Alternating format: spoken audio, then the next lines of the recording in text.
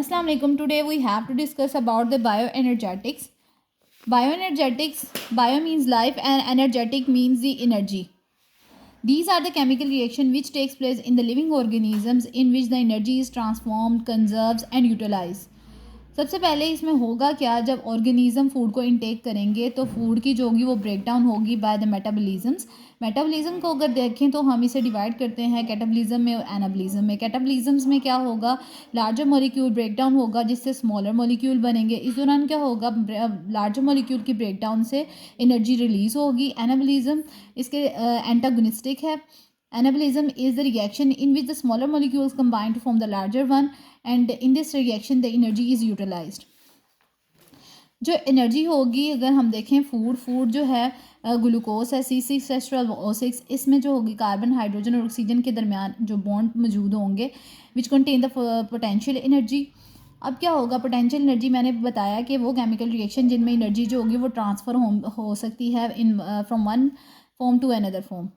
तो इसमें होगा क्या, पोटेंशियल एनर्जी है ग्लूकोज में, जब ग्लूकोज की ब्रेक डाउन होगी तो क्या होगा, एनर्जी जो होगी वो रिलीज़ होगी।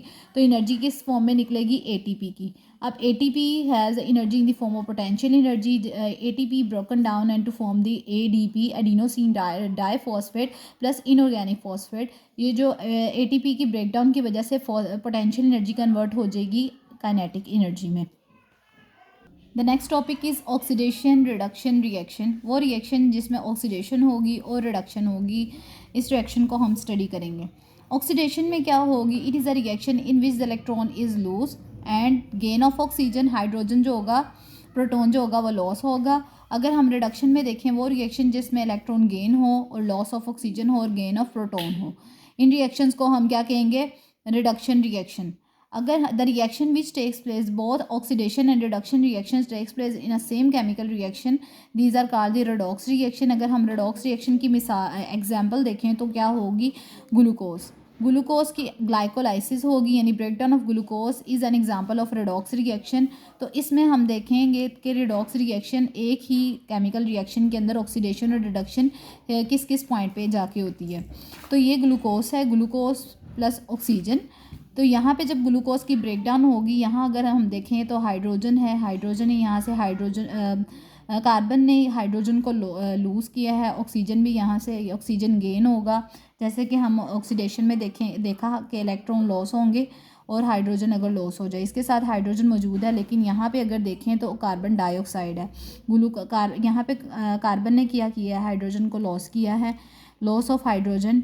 और उस दौरान क्या होगा, जब हाइड्रोजन लॉस होगा तो इलेक्ट्रॉन भी, इसका मतलब लूज हो गए हैं, तो उसके बाद वो लॉस हो जाएंगे इलेक्ट्रॉन भी। और इसने क्या किया है, यहाँ पे गेन ऑफ ऑक्सीजन। तो ये ओवरऑल रिएक्शन को, तीनों प्रॉपर्टीज़ को ये फुलफ़िल कर रहा है, तो हम कह सकते हैं कि यहाँ पे ऑक्सीडेशन हुई है।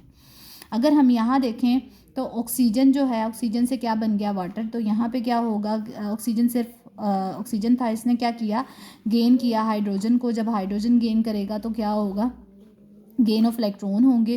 तो ये भी रिडक्शन रिएक्शंस को फुलफ़िल कर रहा है। तो हम यहाँ कह सकते हैं कि यहाँ इस रिएक्शन पे क्या हुआ, ऑक्सीजन से वाटर बन गया, तो इसे हम क्या कहेंगे, रिडक्शन रिएक्शन।